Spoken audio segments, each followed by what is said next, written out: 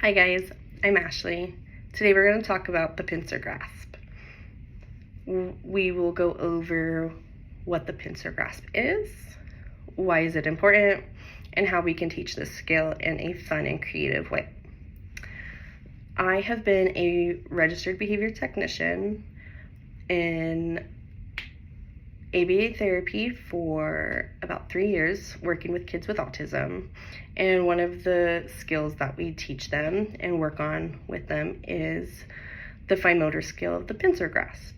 I've had the privilege of working alongside many occupational therapists, and one of my favorites has taught me a fun way how to shape and develop this sometimes difficult skill to learn. And so today I'm going to show you and teach you how you can maybe help your kids one day, or your nieces and nephews, or if you work in the field with kiddos and they're struggling with the pincer grasp, maybe you can use this way. And so what is the pincer grasp? The pincer grasp is simply a fine motor skill that you're putting the tips of your index finger and the tip of your thumb together to pick up small objects. Why is it so important? We use this from the moment we learn it at about 6 to 9 months old and master it around 12 months old. And then we use it for the rest of our lives. We use it to pick up pencils, markers, whatever, to zip up our jackets, to open containers, chip bags, whatever. And so it's really essential for us to learn it as toddlers and babies so we can continue to use it, work on it. So you're probably now wondering, what is all this stuff? So let's get into it. First, we have these feathers. Most people don't have feathers, and that's okay. I just have them because I work with children. First, we get the feather. We get the smaller part in the colander and put it through the colander so it just sticks out a tiny bit. And then, that's a bad color to use, sorry. So get the small part, leave the fluffy part out, and just stick it through the bottom. And just a little bit. If you don't have feathers, it's not a big deal. You can improvise and use a tissue maybe. Just kind of cut it in half, roll it up small.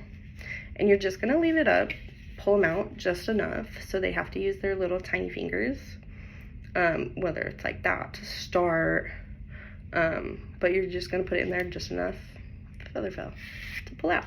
That's it. Let's try again with the feather. We'll put it in here, again, just enough so we can only fit our fingers and pull.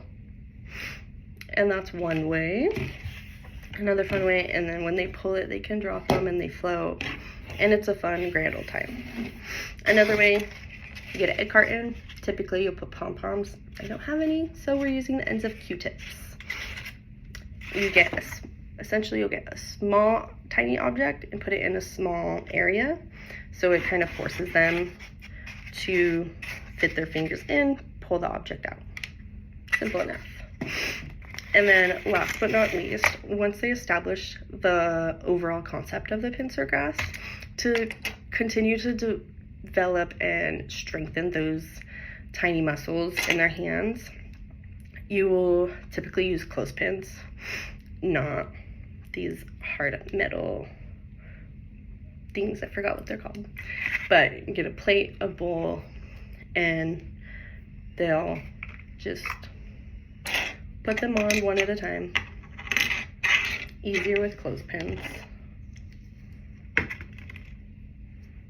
And again, just like that. And they can always take them off too, just like that.